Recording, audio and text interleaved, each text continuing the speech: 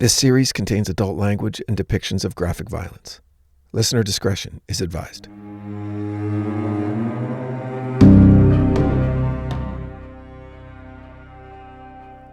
So I just watched the Guillermo del Toro film Nightmare Alley from 2021. And first of all, it's a beautiful film to both look at and to enjoy as a dramatic narrative piece. Wonderful performances from Bradley Cooper and Cate Blanchett, Willem Dafoe, and Rooney Mara. It follows a lowly carnival-working drifter, Bradley Cooper, in 1940s New York as he rises to become one of the most successful psychic mediums in the world. But they tell the story from the point of view of the grifter. We see how it's all lies and how easily people fall for it in the hopes that, well, maybe it's real. The climax of the film comes when Cooper's grift is exposed at the worst possible time and he has to go on the run, winding up where he started, back at the bottom. But it's the depiction of the spiritualist lifestyle that had me hooked. That was the golden age of communication with the dead. I mean, an argument could be made for the last 20 years being a type of golden age, with performers like John Edwards and today's Tyler Henry getting attention for the same types of scams. But back then, man, they were everywhere. So much so that it would be nearly impossible to determine if any of them were actually legitimately doing what they claimed. But as you can see from my last few episodes, I find it interesting enough to keep digging. The more you look, the more you find. But also, the more you find, the shallower the cases become, and it's easier to discredit the perpetrators. But there are a few that are worth talking about. Welcome back to The Devil Within. You're listening to The Lady Mystics. So there are two more famous cases from the United States, both around the same time, and both with some curious, shall we say, oddities that have allowed their stories to survive almost 100 years. Yeah, almost 100 years, because let's be honest, I doubt any of the events I'm about to share with you would pass muster in today's world. But you never know. We begin in a place called Watseka, Illinois, in the summer of 1877, where we find a 13-year-old girl named Lurency Venom. Wait, Lurency? Hold on. Yeah, Lurency is the name of the girl. Lurancy. Lurancy? It can't be Lurancy. No matter how many times I type the name, it autocorrects to lunacy. That might be more accurate. But no, the name Lurency exists. It's actually, all right, you ready? The 4,217,000th most popular name in the world. And there are currently approximately 8 people on the planet named Lurency. That's what the internet could find. 8 people. Anyway, in 1877, young Lurency Venom suffered a series of epileptic seizures, which often led to periods of unconsciousness. And when she woke, she had some amazing tales to tell. She would claim that she had visited heaven itself and spent time with angels, and had even met with her brother and sister, who had both died years before. The interesting thing about this was she was able to gain knowledge of stories and specific bits of information from her deceased siblings' childhoods that occurred way before she was even born. As amazing as these occurrences were, they were always preceded by a violent seizure, followed by increasingly longer and longer bouts of unconsciousness. Several doctors were consulted, but they could do nothing to improve the girl's condition. Things were hopeless, and it was ultimately decided that Lurency needed to be committed to a psychiatric hospital. Luckily for the Venoms, and by the way, the name is spelled V-N-N-U-M, not venom like snake venom. Also, Venom as a last name is exceedingly rare, so rare that the country of origin and meaning of the name are impossible to find. On the internet, impossible to find. Luckily for the Venoms, as I was saying, they happened to live next to a family by the name of Roff. And the head of that household was a devout spiritualist named Asa B. Roff. What a lucky coincidence, because just as young Lurency was about to be shipped off to the loony bin, old Asa Roff stepped in and convinced the family not to commit her, but to allow him to enlist the help of a legitimate physician named E. Winchester Stevens. Oh, also Dr. Stevens was a spiritualist, but hey, who wasn't back then? It would later come out that Asa Roff had some other intentions when it came to his interest in Lurency venom. And no, there was nothing untoward or amorous in those interests. They were far more complex. Before we get into what went down once the doctor's examinations began, it's important to know a few things about Asa Roff. He wasn't always a spiritualist. 10 years before Lurency ran into her troubles, the Roff family had a crisis of their own concerning Asa's daughter, Mary Roff. Mary had a condition similar to Lurency's, in that she'd fall victim to seizures, endure long bouts of unconsciousness, trance-like states while awake. But with Mary, these symptoms began when she was still an infant. As she grew up, her maladies coalesced seemingly into Mary's professed ability to speak with the spirits of dead people, among other clairvoyant acts. No one believed her, not even her own father. So Mary, still in her teens, was sent off to an asylum where she died in the summer of 1865. In the years that followed, nearly paralyzed with grief, Asa Roff studied the ways of spiritualism and concluded that indeed his daughter was clairvoyant and could communicate with spirits. If only he'd believed her, right? How desperately he wanted the chance to apologize and beg forgiveness. So a decade later, when his neighbor began to exhibit these same symptoms, he sprang into action. Maybe there was a way.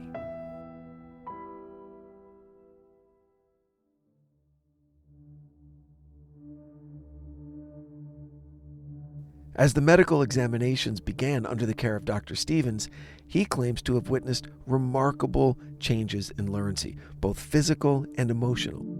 She would fall into trances and begin to speak in wildly different voices, claiming to be different people from different time periods, all of which was documented by Stevens.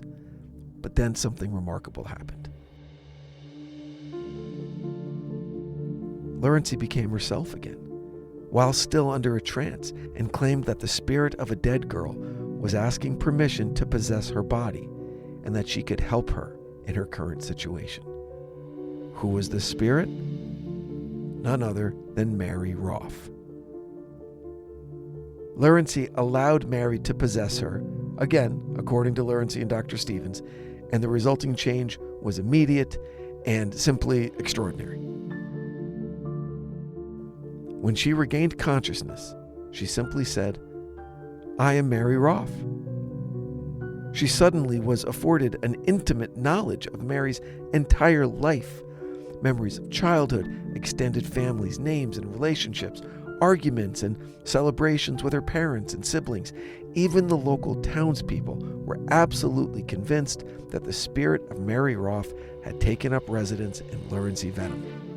Stevens wrote a book about it entitled The Watseka Wonder, after the town where Lurency lived, and wrote that her case was, quote, the most remarkable case of spirit return and manifestation ever recorded in human history.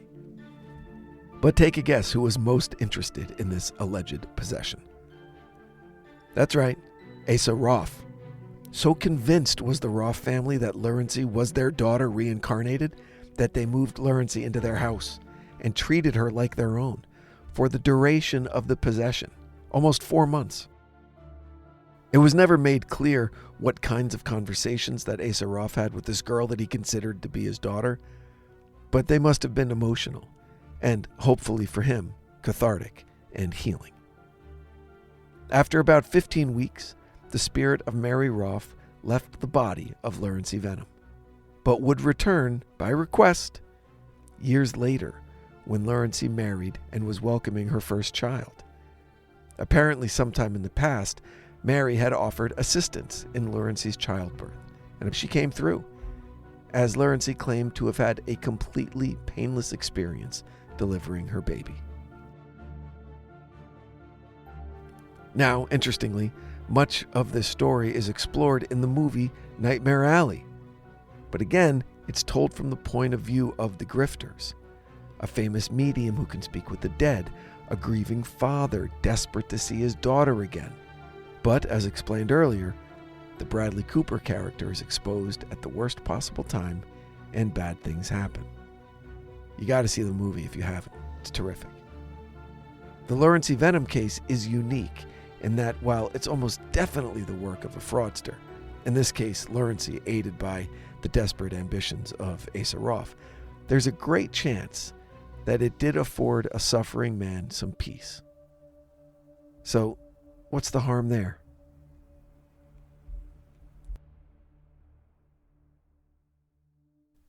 A generation later, we find the curious case of Pearl Pollard. An uneventful middle-class upbringing where she showed talent in both singing and playing piano, Pearl married a man named John Curran, who was 12 years older than her, and the couple settled in the city of St. Louis. As a child, Pearl was always concerned about her looks. She considered herself to be ugly, and that sense of low self-worth affected several areas of her life. She was a terrible student, lacked any intellectual ambition, had a short attention span, and barely read a book during her formative years.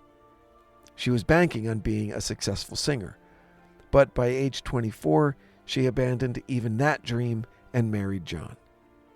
The first 7 years of their marriage was uneventful, failed to produce any children, much to her heartbreak, but the couple was mostly happy. Neither were highly educated, not even a high school diploma between them. And while they weren't poor, there wasn't any money for any serious traveling. They stayed in St. Louis, John worked his factory job, and Pearl spent time keeping the house, cooking, and visiting with friends. It was one of these friends, Emily Hutchings, who invited Pearl to a small gathering where, wouldn't you know it, someone brought out a Ouija board. Now, Pearl Curran had never seen a Ouija board before and didn't really understand how it worked. It seemed silly to her, really. A few people lightly placed their fingertips on a little piece of wood with a glass viewing window in it, and then you just start asking questions out loud, and the little piece of wood would move around a board with the alphabet printed on it, and letters would come up in the viewing window and spell out answers? Okay. I mean, it was a night out. But then something strange happened. A message came through, but not to Pearl. The message from the great beyond was meant for her friend Emily. Now, there's a saying that there's no zealot like a convert, and Emily Hutchings was immediately convinced of the power of the Ouija board. So she went out and bought one and set up a seance with just her and Pearl for the very next night. It was at this seance that Pearl received her very first message. It was from someone calling themselves Pat C. Who was Pat C? Whoever it was, they weren't answering, but Pearl was now intrigued. The next week, Emily showed up with the Ouija board again, but this time, things got serious. The board seemed infused with an excited energy, the viewing window flying across so quickly it was difficult for the women to keep up. But Pearl was able to make the acquaintance of a woman named Patience Worth. And this was her first message. Many moons ago I lived, again I come. Patience Worth my name. Wait, I would speak with thee. If thou shalt live, then so shall I. I make my bread at thy hearth. Good friends, let us be merry. The time for work is past. Let the tabby drowse and blink her wisdom to the firelog. What? Patience claimed to have lived, quote, across the sea and was born in the year 1649. And she said she died in 1694 at the age of 45. And that was just the beginning. Remember, Pearl and her husband had very little education. Pearl was a bad student for the short amount of time she was actually in class, and not much more can be said for her husband. So you can imagine the shock when Pearl began to churn out amazing literary works, epic poems, and full-length novels, almost 4 million words in all, that Pearl attributed completely to Patience Worth. Pearl would have daily sessions at the Ouija board, basically transcribing these works directly from Patience. Pearl and her books became very popular, and the critics agreed. In 1918, Patience Worth was listed among the year's outstanding authors by the Joint Committee of Literary Arts of New York, and a leading poetry journal of the day listed an astonishing 88 titles by Worth among their year's best. By contrast, the great American poet Edna St. Vincent Millay had only 5 titles that year. The quality of the writing and the incredible story behind the alleged author created this feedback loop of positive reviews and popular news stories that captured the zeitgeist of the times. The spiritualist movement in the United States and Europe that fueled the fascination of the populace that there was actual proof of the supernatural. The success of Patience Worth's books and periodicals was such that Pearl's husband John could quit his job and work full-time documenting the daily sessions between Pearl and Patience. Subsequently, when John died in June of 1922, the records became sparse, with much of the remaining works of Patience left undocumented. Pearl, now on her own with a family to feed, moved in with a friend, and the sessions continued, with Pearl still pumping out literary works at an astonishing pace. In 1930, Pearl would move to California to live with another friend named Alexander Smith in Los Angeles. Her sessions with Patience would continue until November of 1937, when Patience would suddenly say goodbye, but not without a final communication to Pearl. Patience told Pearl that she would die soon. Pearl ran to her friend. "Oh, Alex, Patience has just shown me the end of the road, and you will have to carry on the best you can." Although in perfect health at the time, Pearl would contract pneumonia and die within 2 months. All we know of the mysterious Patience Worth is what can be gleaned from her writings and recorded conversations with Pearl. Patience claimed to be from Dorsetshire, England, and emigrated to the New World in the late 1600s, landing on Nantucket Island. Once on the mainland, she was killed in an Indian raid and was never able to fulfill her majestic literary ambitions, until she found her way to Pearl Curran. The instant fame that was heaped on Pearl led to near constant travel and live performances of her sessions with Patience. She would be hunched over the Ouija board, muttering lines of prose, while her husband took notes in a style of shorthand that only he and Pearl understood. And try as they might, critics and skeptics alike were unable to debunk what they were seeing. In fact, they were all constantly amazed, with some claiming to have witnessed a miracle, especially on the nights where, seriously, Pearl and Patience would be working on a novel, poem, and play on the same night at the same time. Pearl reportedly never missing a beat as she quickly shifted between stories, formats, characters, and even dialects. Experts were stunned at her vast knowledge of plants, styles of dress, manners of speech, politics, and language.